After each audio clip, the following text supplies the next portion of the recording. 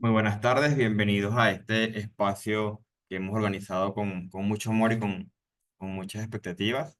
Vamos a ir dando inicio, ya son las 6:30. Voy a compartir la presentación y ustedes por favor me confirman que se puede ver.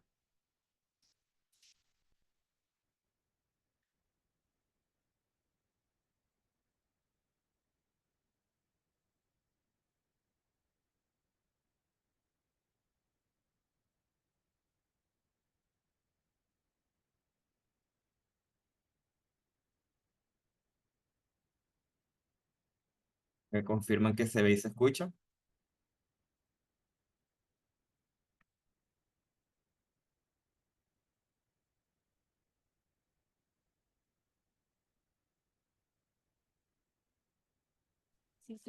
Sí se escucha.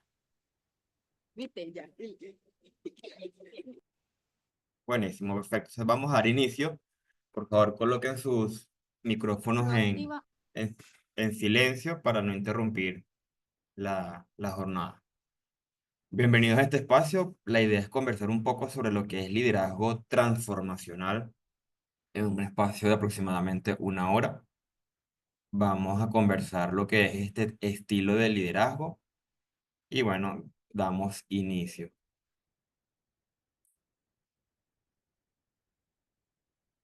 Primeramente quiero presentarles a SM Consultoría, la empresa a la cual represento. Nos enfocamos en dar formaciones, asesorías y consultorías en lo que es el desarrollo organizacional, enfocado principalmente en lo que es gestión de calidad.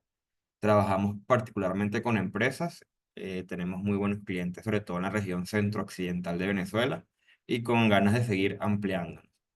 Me presento, mi nombre es Sixto Martínez, soy el director de SM Consultoría, soy ingeniero químico de la UNEXPO, tengo un posgrado en ingeniería industrial, una certificación como consultor profesional de la Universidad Abierta de Florida y participé en el Business Bootcamp del 2022 aquí en Venezuela.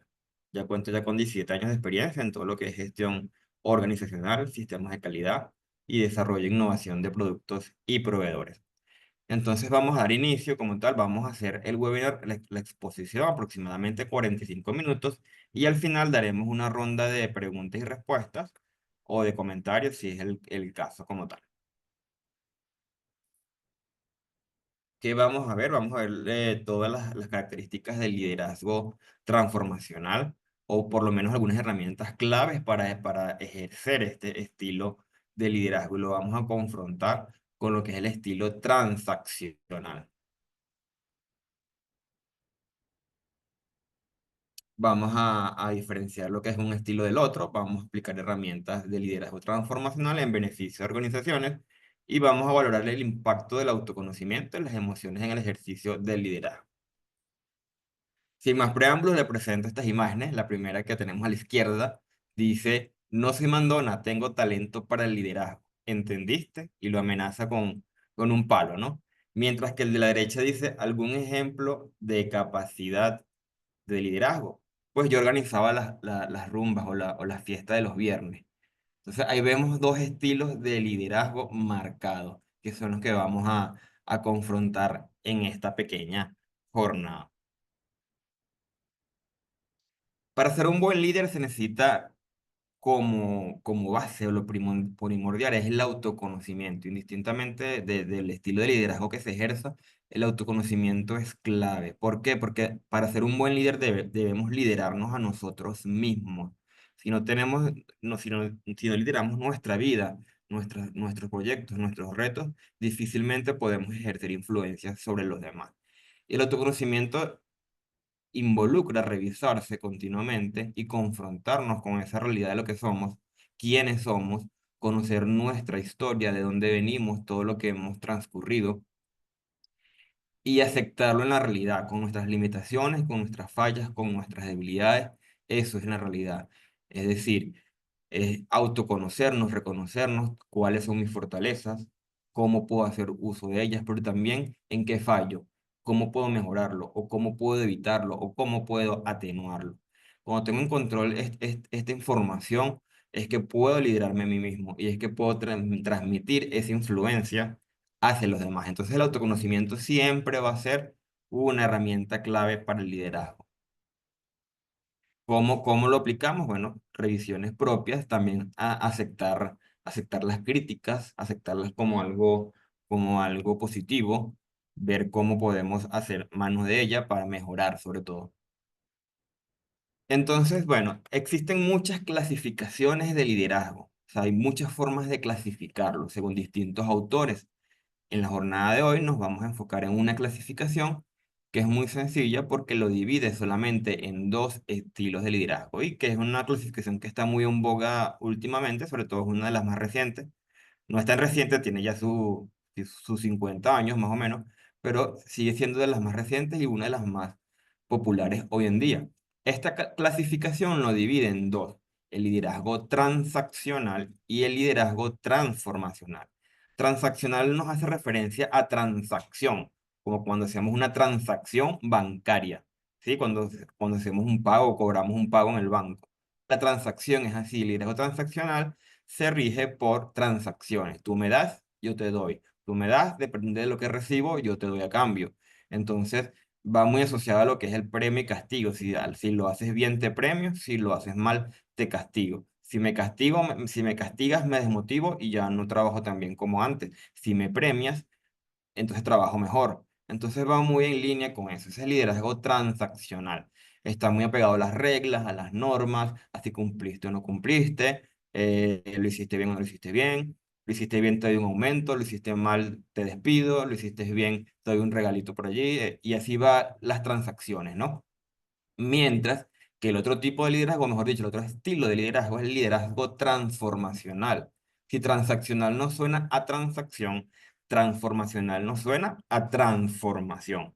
Es decir, el líder transformacional influye sobre las personas para que éstas se transformen, es decir, para que cambien para mejor. Esa transformación es donde el equipo o las personas sobre las que ejercemos la influencia buscan siempre ir de bien en mejor, es decir, obtener mejores resultados, reducir los tiempos, manejar mejor sus emociones, hacer mejor las cosas. Entonces, el líder transformacional inspira a su equipo a ser mejor, a convertir sus acciones en mejor. Por eso es transformacional y es el tema que nos corresponde en esta jornada, ¿no? Entonces, esta es la confrontación entre una y otra.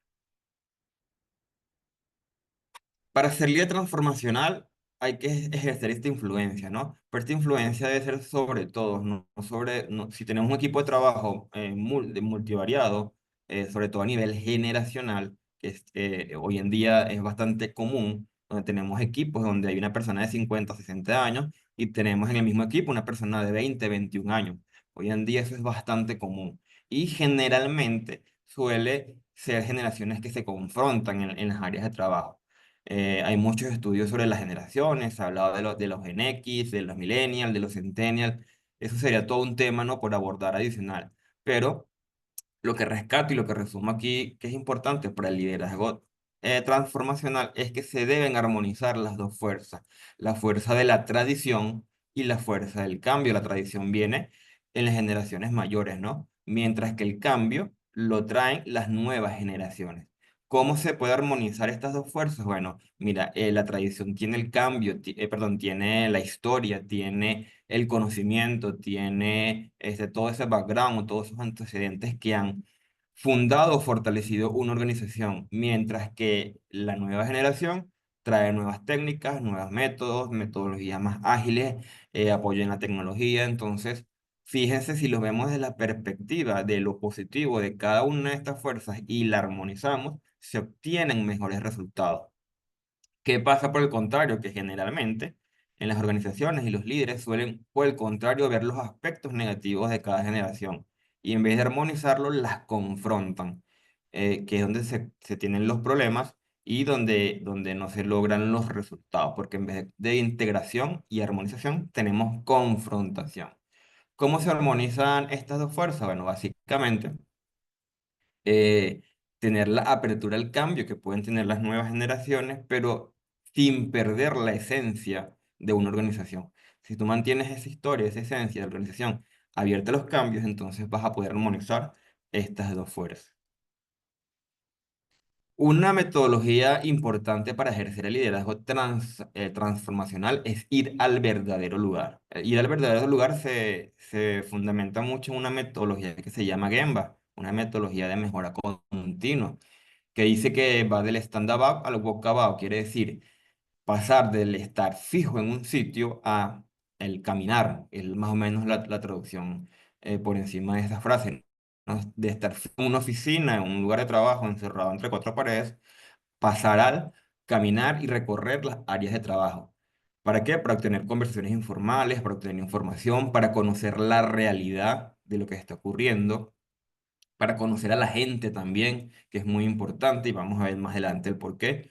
Entonces, pasas de una oficina en la que no te enteras de nada o en la que simplemente llega hasta ti alguna información filtrada por ciertas personas, muy distorsionada la realidad, entonces pasas de eso a ver la realidad como es, a ver dónde hay oportunidades de mejora, a ver dónde están las fallas. Ya no es lo que tú crees o piensas, sino lo que observas realmente y lo que la gente te dice. Y aparte de eso, la gente observa el compromiso que puedas tener como líder y generas respeto, ¿no? Entonces, ese ir al verdadero lugar es importante para ser un líder transformacional. Un líder que está de la mano con la gente inspira más que un líder al que no ves nunca. Es curioso y he visto empresas donde hay personas que ni siquiera saben el nombre de un gerente, no lo conocen, no tienen ni idea de cómo se llama.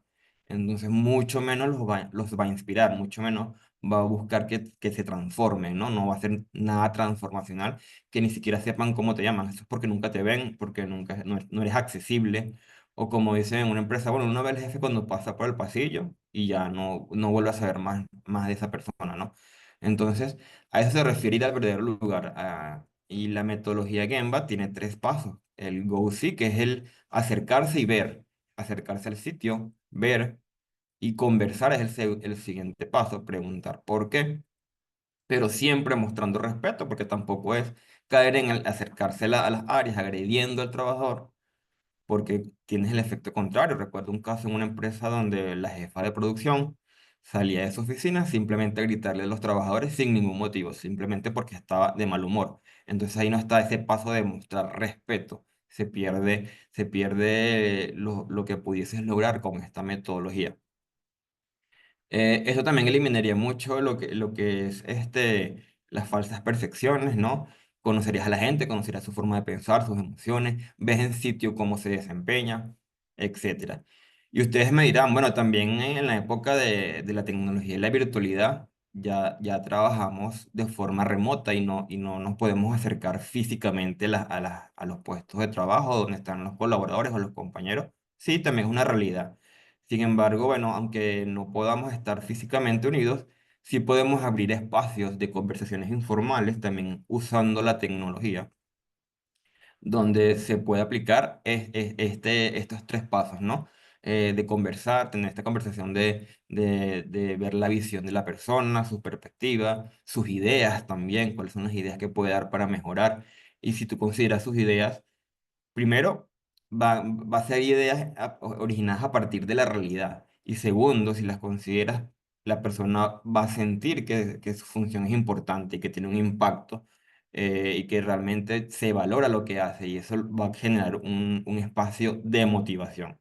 Entonces, bueno, esa es la invitación, ir al verdadero lugar que es donde se realizan las cosas, salir como está la figurita, pararse de ese escritorio, caminar e ir a donde sucede todo.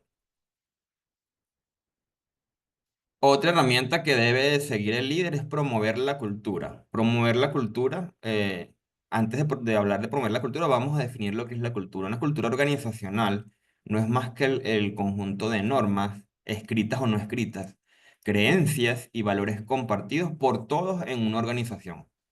Es decir, todos nos guiamos más o menos por esas mismas normas, creencias y valores compartidos. Normas puede ser una norma escrita, una política, un procedimiento, un código de ética, pero creencias también pueden ser algo más informal. Por ejemplo, en una empresa alguna vez vi que había la creencia, y siempre comento esta anécdota, la creencia de que todos los chismes eran ciertos. Entonces, si se escuchaba un chisme, todos lo asumían por cierto. Esa es una creencia y la cultura de esa empresa promovía esa creencia. Valores compartidos, por ejemplo, empresas que valoran mucho la puntualidad.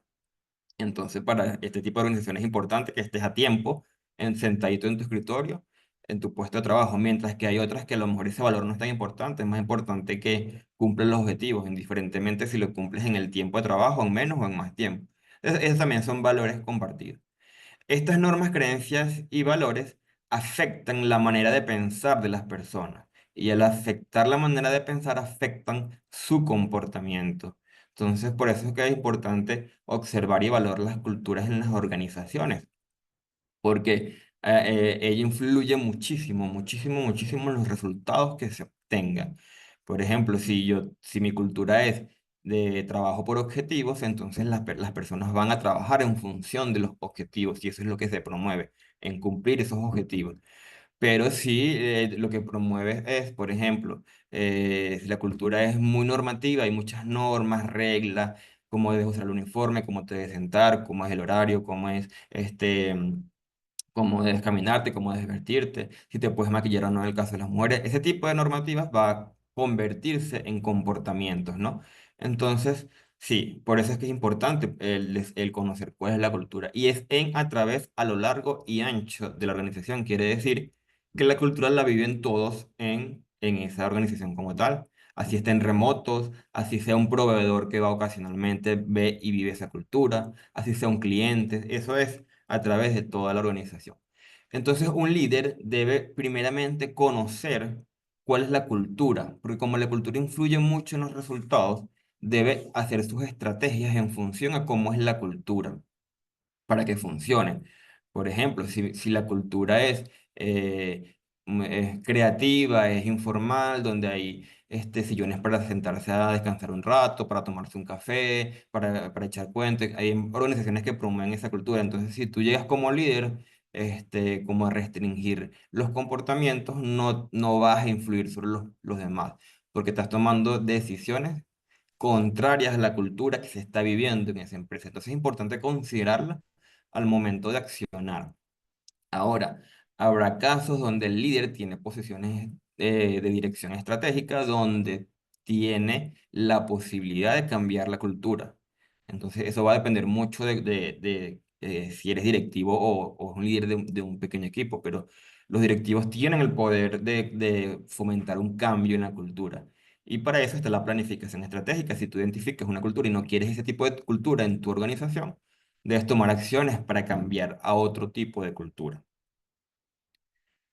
La cultura define cómo hacemos las cosas, ahí lo ven en la imagen, son un conjunto de normas, valores y creencias que ellas influyen o impactan en lo que cada una de las personas que hacen vida en la organización piensan.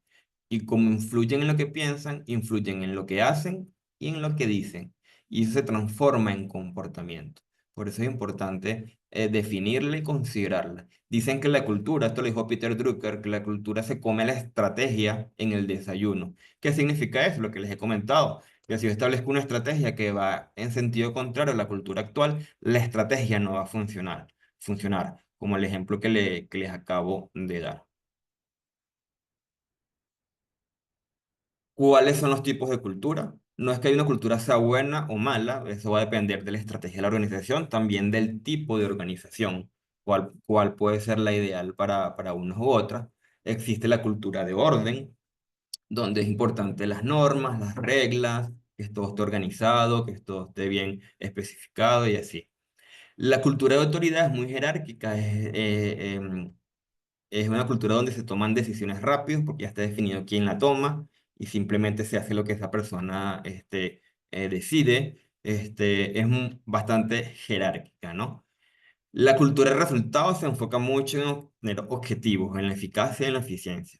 Se enfoca en lograr lo que se va a lograr, en las metas. La cultura lúdica son culturas más divertidas, más relajadas, hay mucho espacio para la recreación, para el descanso, para compartir, cosas por el estilo. La cultura de innovación son organizaciones donde tienen mucha apertura al cambio, donde siempre están inventando cosas nuevas, nuevos productos, nuevos servicios también, o nuevas formas de abordar los problemas.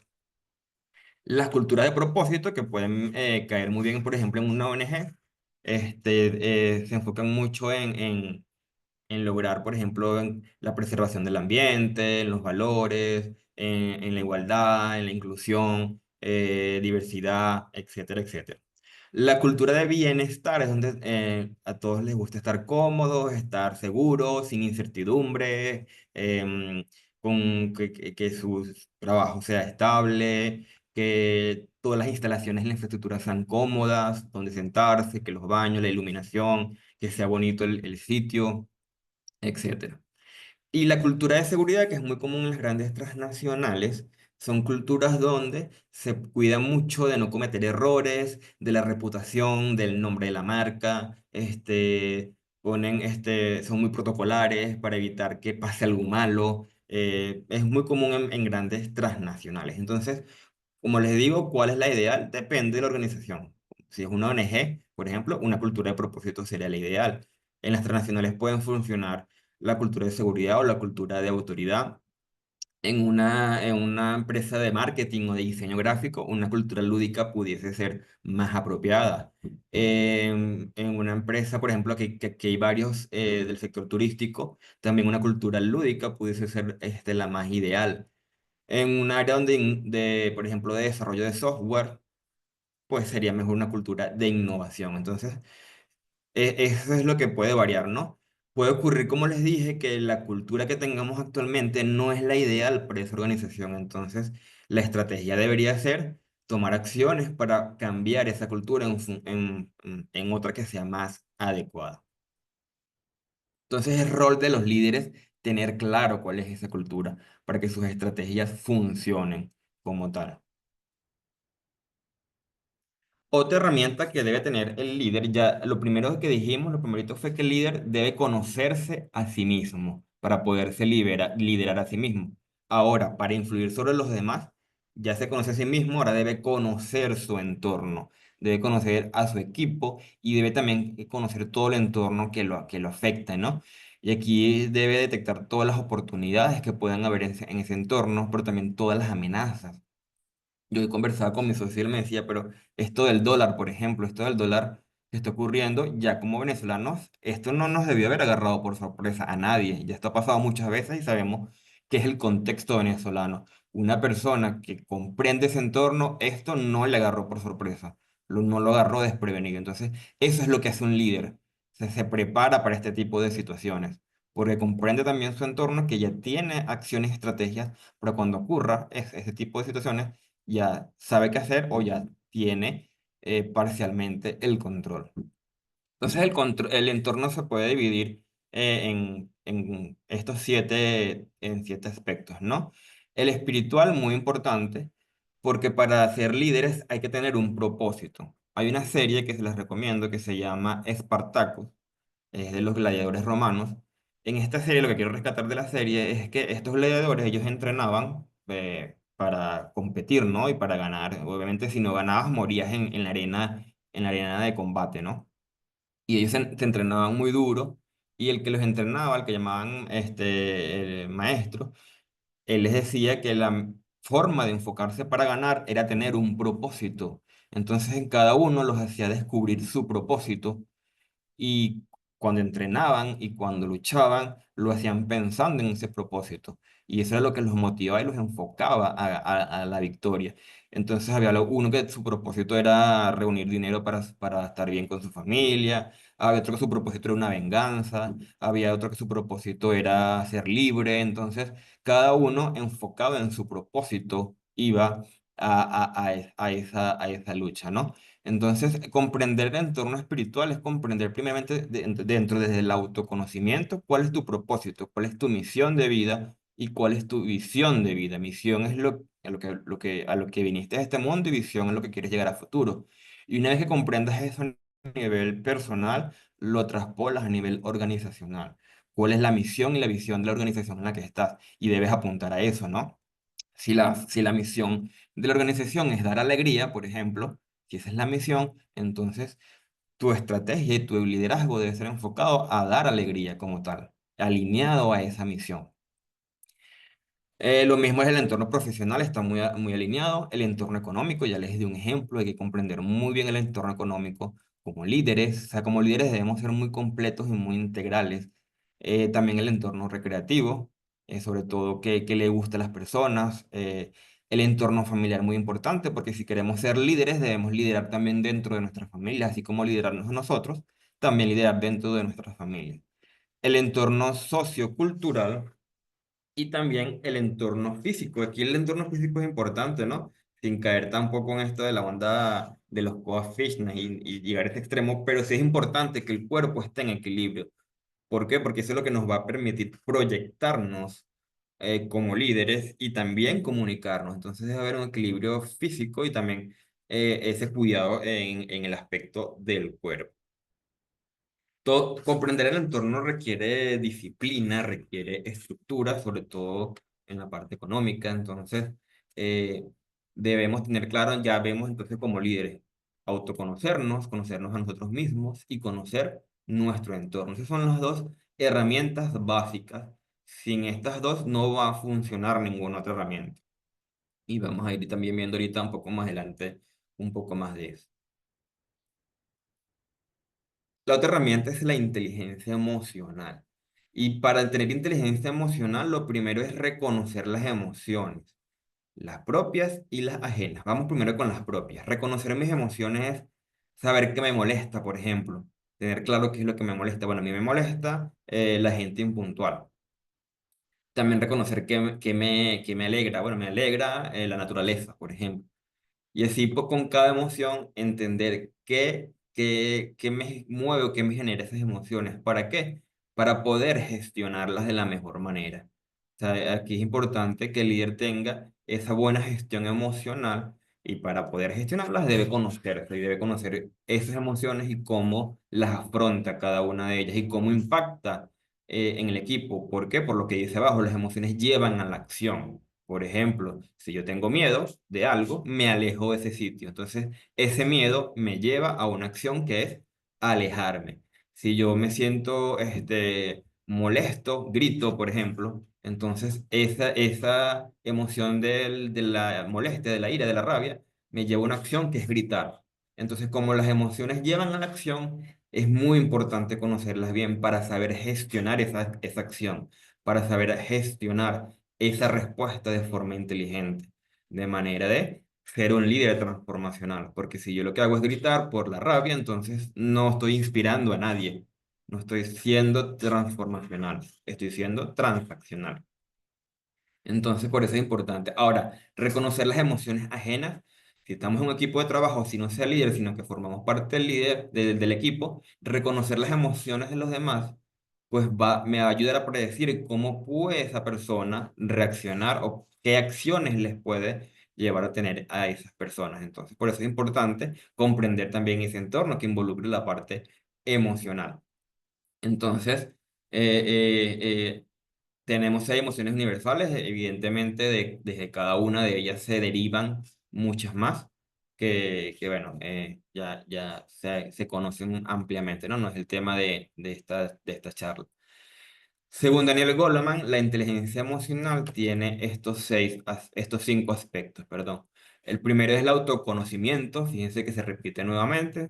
Les decía que para tener inteligencia emocional debemos reconocer nuestras emociones y cómo reaccionamos ante ellas.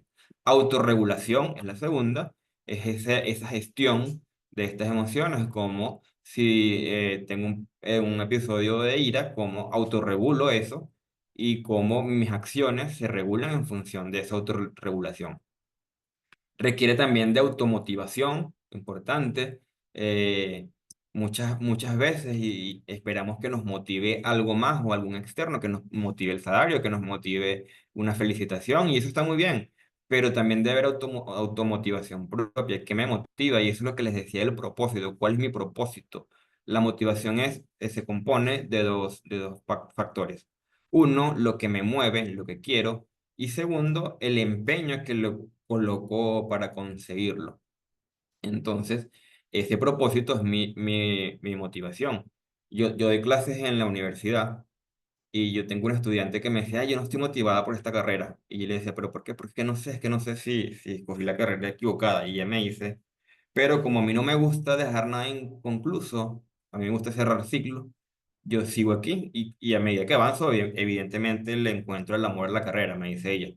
Y yo le digo, bueno, tu motivación a lo mejor no es el dinero, no es lo que vas a ganar con el título, no es ni siquiera lo que aprendes en la carrera, pero tu motivación en este momento es culminar esta etapa.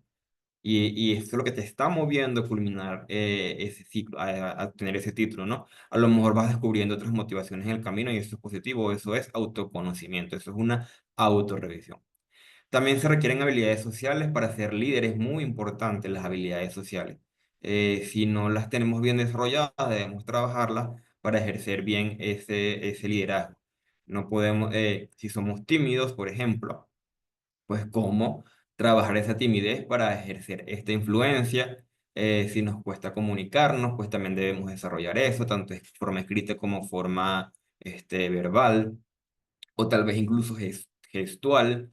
Entonces, este tipo de habilidades sociales es importante como líderes transformacionales tenerlas, poseerlas, cómo genero empatía con los demás.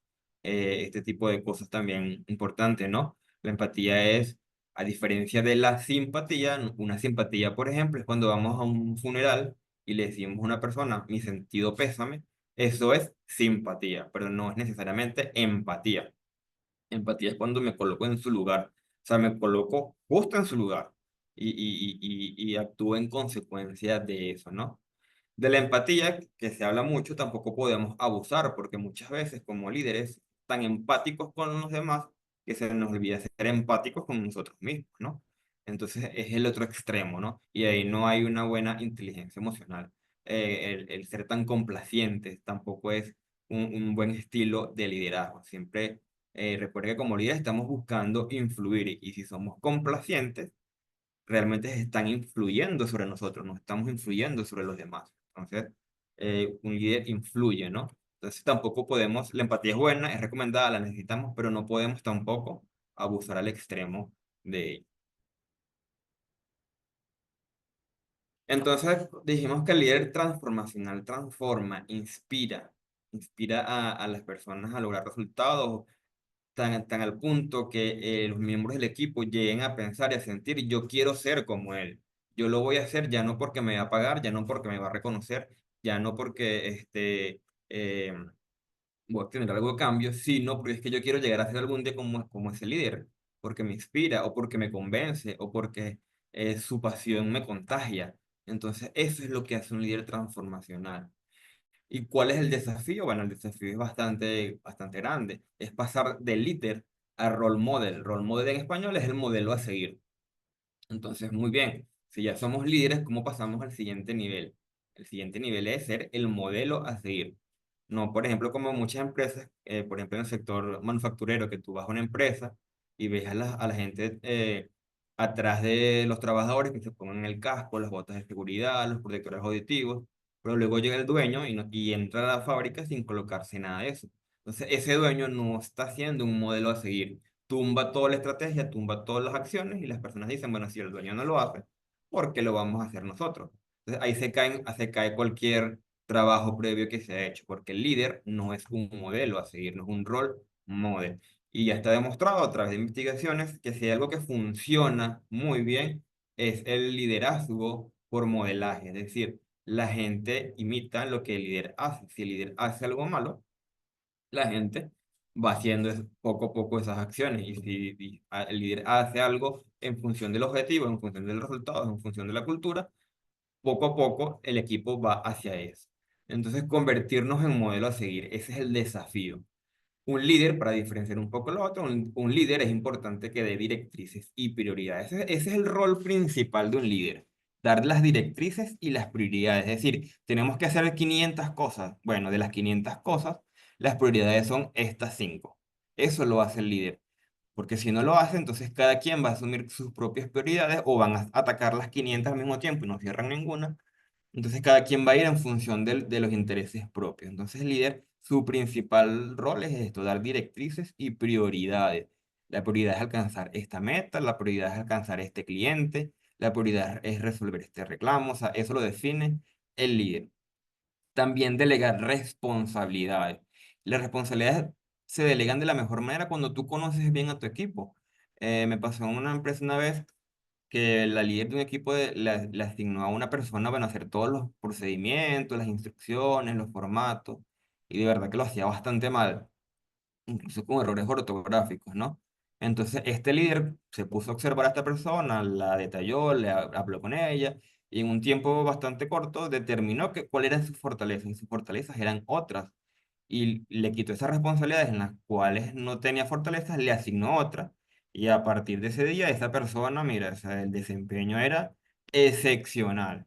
Simplemente porque el líder detectó cuáles eran sus fortalezas y en función de sus fortalezas le delegó nuevas responsabilidades. Y eso es muy común. Muchas veces vemos malos desempeños en las personas porque no les delegamos las responsabilidades adecuadas. O está bien, podemos delegarle responsabilidades que no van acorde a sus fortalezas, pero debemos acompañarlos en el proceso de desarrollo de estas competencias requeridas para estas responsabilidades, que es lo que muchos líderes no hacen. Simplemente te lanzan allí, nada allí, te lanzan a la piscina, no sabes nadar, te ahogas, ah, bueno, mira, fue mal nadador porque se ahogó. Pero es que resulta que desde un principio ni siquiera sabía nadar. Entonces, ¿cómo le enseñamos en ese proceso de aprender a nadar? Y lo ideal es que el líder también tenga el conocimiento técnico. Muchas empresas simplemente asignan roles de liderazgo a personas que tienen habilidades sociales, que ya vimos que son muy importantes, o habilidades blandas, pero no tienen el conocimiento técnico. Lo ideal es que lo tengan y si no lo tienen, pues buscar desarrollarlo en el menor tiempo posible. ¿Cómo pasar de líder a role model? Pues el role model debe tener empatía, ¿no? Y para eso la estrategia esa que le dije de ir al verdadero lugar. Debe empoderar, debe delegar. O sea, pasar de delegar a empoderar. Es decir, ya no solo delegar, sino darle la confianza y darle la motivación, o como decía una jefa que yo tuve, echarle las porras para que esta persona se empodere y confíe en sí misma. Y asuma el trabajo también de manera independiente, porque eh, mientras se empodera, el líder tiene menos carga y puede dedicarse a otras cosas también para su propio crecimiento. Y la persona, al empoderarse, también va creciendo. Entonces es progresivo, ¿no? Es como un efecto dominó.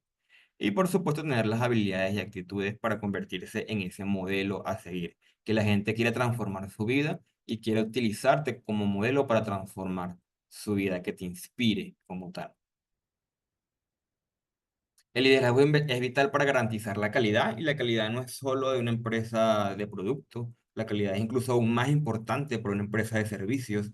La calidad involucra todo lo que el cliente espera, un buen servicio, rapidez, una buena atención, una buena comida, un producto que cumpla ciertas características. Entonces, el líder debe ir en función de eso y cuando el líder mueve su equipo en función de los resultados, garantiza la calidad de alguna manera. Entonces, también es importante ese aspecto. Algunas consideraciones finales, ya vamos casi a culminar. Decir puedes hacer esto muestra un excelente apoyo y estímulo, eso hace un líder y es importante, ¿no? Darle esa confianza al equipo. Pero decir podemos hacerlo juntos forma conexión, forma compañerismo, tan importante, y forma confianza en el equipo. Esta segunda opción es la de liderar con el ejemplo, que es una de las características de un líder transformacional, que es más o menos de los ejemplos que les he ido dando. Este liderar con el ejemplo es ser ese role model, es ser ese modelo a seguir. Y bueno, para finalizar, les dejo esta frase de Albert Einstein que dice, dar ejemplo no es la principal forma de influir en los demás, es la única, porque la gente te va a imitar y va a copiar tus acciones como un modelo a seguir. Bueno, este es básicamente el contenido. Le dejo aquí nuestras redes sociales. Tenemos Instagram, LinkedIn, correo electrónico y YouTube. La idea de este webinar, tenemos la versión extendida como un curso para empresas. Si pues están interesados en llevar a sus equipos de trabajo esta formación de manera más extendida, en el que tenemos más detalle, información adicional e incluso actividades, pues pueden contactarnos por esta vía y solicitar una propuesta como tal. También pueden solicitar nuestro catálogo de formaciones si lo necesitan. Bueno, culminado el espacio de la presentación, pasamos entonces a una ronda de comentarios o preguntas y respuestas. Pueden abrir su micrófono o utilizar el chat.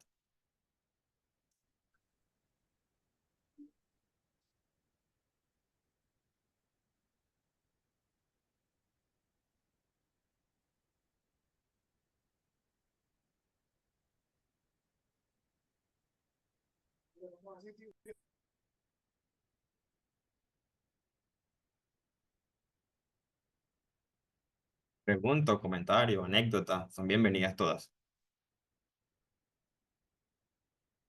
Adelante, Manuel. Si quieres, puedes activar tu micrófono, puedes escribirla por allí.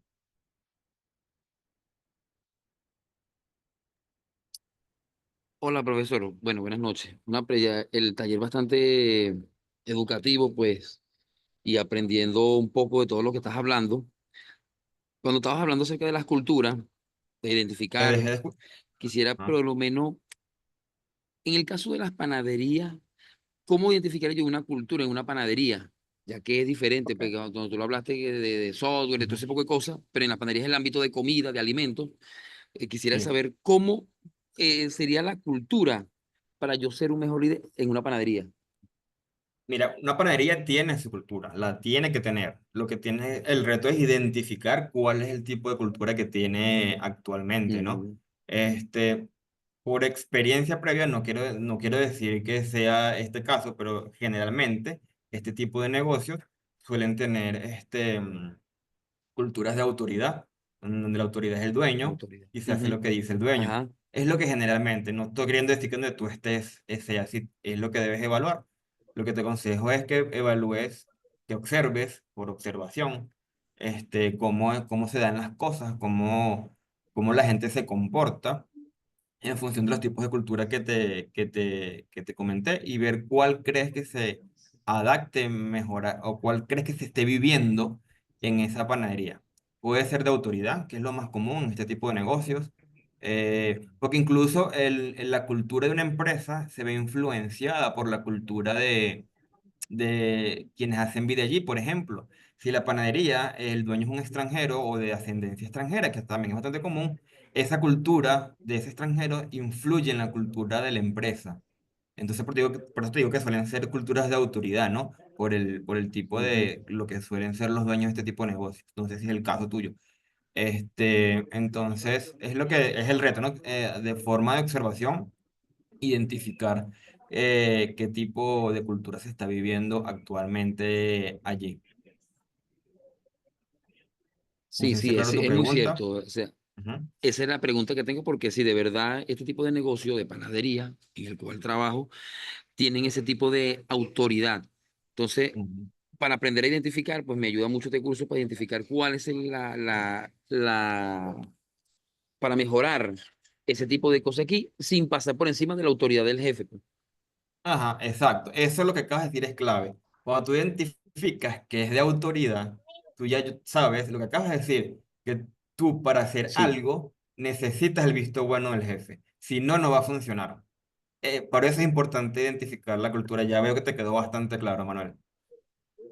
Sí, sí, sí, está bastante claro porque aquí este tipo de negocio se maneja por un solo patrono y no hay ese tipo de que le dan a la oportunidad a las personas de expresar su cultura, como lo que estabas hablando. Ujú, Y obviamente la idea mía sería, a partir de este curso que estoy viendo contigo, poder proyectar una nueva visión dentro de este tipo de negocio.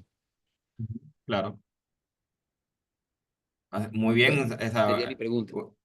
sí. Si es, por ejemplo, cultura de autoridad, puede pasar a una cultura, por ejemplo, de resultados o una cultura de orden, que también pudiese ser necesaria. En una panadería yo diría que es necesaria una cultura de orden, más que de autoridad. Pero bueno, es el trabajo, ¿no? Pues que tendrías allí el reto. Sí, sí, sería un reto un gran proyecto para este tipo de negocio. Así es. Bueno, Otra gracias por la pregunta. respuesta. Gracias, gracias, Manuel. ¿Alguna otra pregunta o comentario? Bienvenidos todos.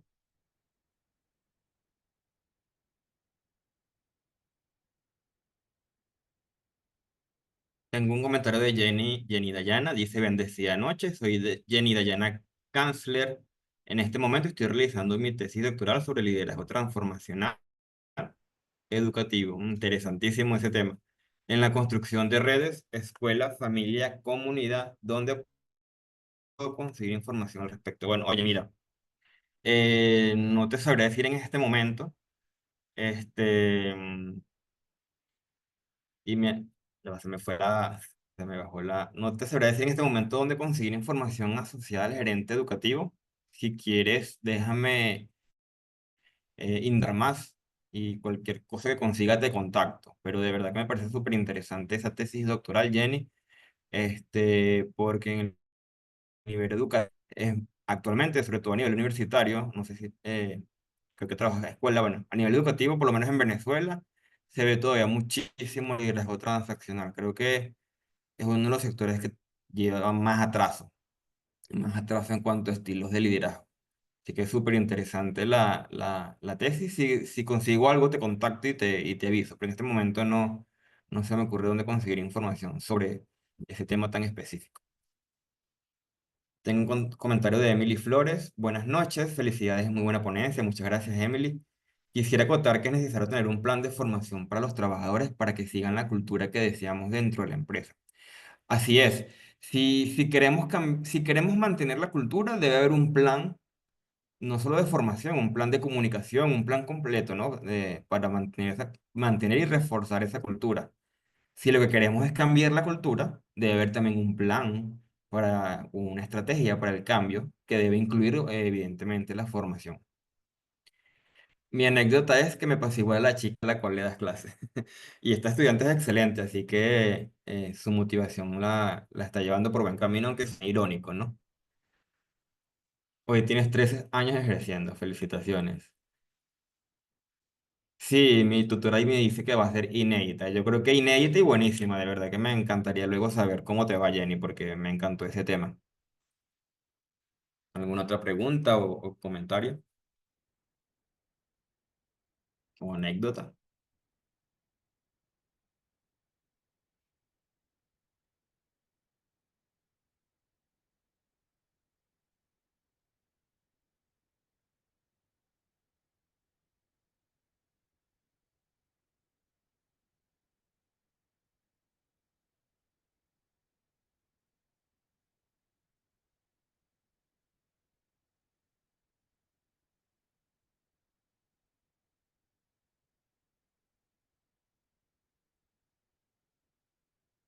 Bueno, si no hay más preguntas, no sé, ¿alguien más? Bueno, si no hay más preguntas, para finalizar, les recuerdo, pueden buscar nuestras redes sociales. Esta grabación de este curso se lo vamos a enviar por correo para que lo puedan volver a ver y también lo puedan ver las personas que no lograron acceder. Va a estar disponible por aproximadamente un mes, luego ya no va a estar, entonces traten de no dejarlo para la última hora. Joiner nos pregunta qué hacer cuando el personal se vuelve insoportable. Es interesante, un gran reto, ¿no? Primeramente hay que ver qué causa eso, ¿no? ¿Qué está causando que el personal asuma ese comportamiento? Si es una inconformidad, si es algún rechazo a alguna situación. O sea, lo primero es ver la causa, ¿no? Porque la causa puede ser inclusive a tener un mal proceso de selección de personal. Eso también puede ser una posible causa, ¿no? Que estás ingresando a la gente que no es adecuada para esa cultura. Entonces, lo primero que deberían hacer es ver la causa. O sea, qué está causando que el personal se comporte así. Y en función de eso es que debes tomar las acciones. Si es, por ejemplo, porque a veces son cosas fáciles de detectar, ¿no? Pero necesitas esa observación. Por ejemplo, puede ser que el personal esté así simplemente porque no se la llevan bien con un jefe. Solo un ejemplo, un jefe en particular. O porque se sienten incómodos con algo en la infraestructura, también puede ser el caso. Bueno, simplemente, mira, el baño se dañó, no sirven las posetas, no hay un lugar cómodo para la parte sanitaria. Entonces, el personal toma actitudes así. Entonces, lo primero que te diría es ver qué lo está causando y en función de eso es que van a salir las acciones a seguir. Emily dice, el líder debe saber información de su personal, dónde vive, cuál es tu formación, su familia, su comportamiento dependerá mucho del trato o la atención. Así es, eso es importante y para todos, ¿no? Sin tener preferencias, porque también es contraproducente cuando tú ves líderes, como que yo conocí una persona en una oportunidad que ella se sentaba a conversar con la señora de limpieza y muy bien eso, pero se veía tan falso y tan fingido porque solo lo hacía con esa persona, no lo hacía con más nadie.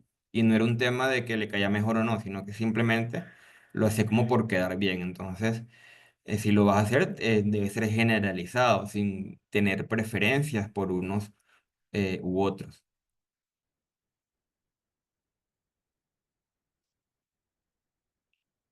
También hay que buscar espacios recreativos, espacios de integración para lograr este tipo de cosas que Emily nos comenta, que son necesarios. No todo puede ser la productividad, porque recuerden que para ser productivos debemos estar, pues, primero saludables y con energía, ¿no?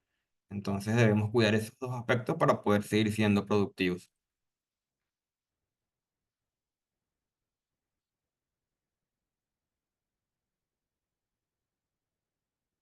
¿Alguna otra pregunta? ¿Comentario? La formación constante del líder es importante, nos dice Jacqueline. Muy bien, Jacqueline, eso es súper acertado. Eh, mm, Vimos allí toda una serie de herramientas y hay muchas más, ¿no? Entonces el líder siempre debe estar formándose tanto en la parte técnica como en la parte de habilidades, lo que llaman blandas. Actualmente ya la llaman habilidades de poder o de poder, no de poder que tengo poder, sino poder de energía. Entonces, sí, el líder siempre debe estar formándose y para eso es el autoconocimiento, ¿no? En el autoconocimiento, si yo salgo de mi ego, de creerme perfecto, y yo reconozco mis vulnerabilidades y mis deficiencias, mis fallas, mis debilidades, ahí sé dónde debo formarme y con esa formación corrijo o atenúo esas debilidades. Pero si me creo perfecto, pues evidentemente no voy a mejorar y voy a ser siempre igual de malo o me quedo en lo mínimo bueno que actualmente soy. Liderazgo social y transformacional, ¿en qué puntos se complementan para lograr una gerencia educativa de calidad? Liderazgo social forma parte de otro tipo de clasificación. Recuerden que les comenté que hay muchas formas de clasificar liderazgo. La que vimos aquí es la que simplemente divide en dos, transaccional y transformacional. Cuando tú confrontas otras clasificaciones, puedes ver puntos en común entre muchas y otras. Y sí, el liderazgo social y transformacional van a tener puntos en común, pero no van a ser exactamente lo mismo como tal. Yo he visto líderes transformacionales que no son muy sociables, o sea, sí, las habilidades sociales te van a ayudar a ser mejor líder transformacional, pero no te lo va a impedir, ¿no? Ahora, ¿cómo logras una gerencia educativa de calidad? Mira, ahí el reto es grande, ¿no? Porque ahí no solo es con tu equipo, sino con los estudiantes, si es en una escuela con los representantes. Entonces es un reto bastante y si se complementan, si tienen esos puntos en común en el que tú socializando puedes comprender tu entorno y puedes conocer ese entorno y las emociones que se manejan en ese entorno y la cultura de ese entorno. Y en función de eso, tomar las decisiones y las acciones como tal. Ya sea si eres directora de una escuela o de un núcleo universitario, viene siendo lo mismo. Es decir, que no, no necesariamente. Como te dije, son clasificaciones distintas. Como tú muy bien lo dices, sí se pueden complementar, sí tienen puntos en común este, de los cuales puedes hacer echar mano, ¿no? Pero no es que uno sea causa o consecuencia del otro, son diferentes estilos de liderazgo que pueden tener cosas en común.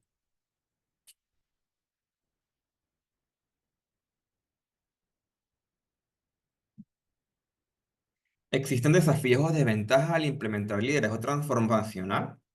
Sí, desafíos, por ejemplo, desafío el que tiene Manuel. Ese es un desafío, donde hay una cultura en la que posiblemente él tenga muy pocas posibilidades de cambiarlo, porque como no es, posiblemente no sea el que lleva la estrategia de la panadería, entonces le va a costar más que alguien que sí lleve la estrategia como tal. Me refiero a un directivo o a un propio dueño. Entonces, esos son los desafíos. Los desafíos son cuando, va a depender mucho el contexto. Si estamos en una estructura jerárquica y en la jerarquía no estamos en una posición alta, es un desafío implementar el liderazgo transformacional. Exacto, Manuel. Entonces, bueno, sin embargo, un líder transformacional no solo va a influir sobre los que tiene como subordinados, por llamarlo de alguna manera. El líder transformacional va a influir sobre otros. De hecho, ya se habla de los influencers, y no me refiero a los influencers de TikTok e Instagram, sino que son personas dentro de empresas donde se han ganado el respeto de las personas sin tener un cargo jerárquico, que la gente hace lo que esa persona diga. Y eso puede ser el operador de una máquina de una empresa gigante, ¿no? Donde el operador se ha ganado el respeto de todo el mundo y la gente dice, hace y se comporta según lo que influye ese operador.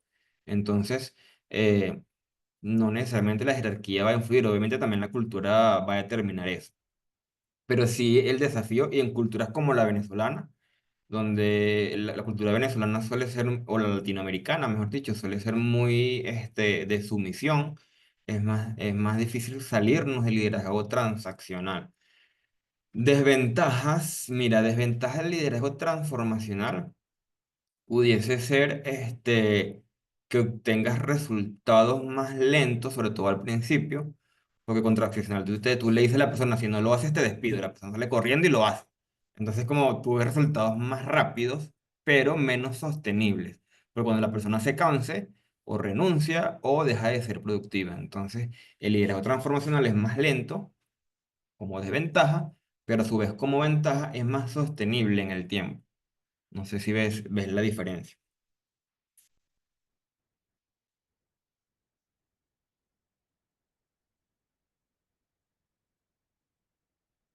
No sé si quedó claro la aclaración, Jenny.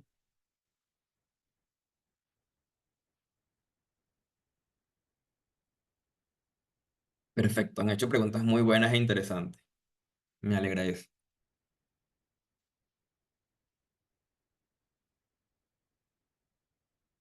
¿Qué otras preguntas o comentarios?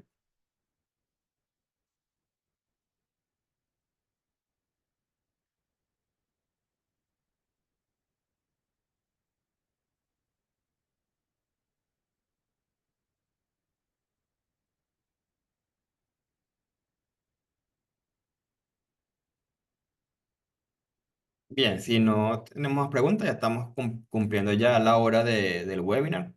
Complacido en que hayan estado aquí, tuvimos una muy buena afluencia. Agradecidos por eso, por sus preguntas, por sus comentarios.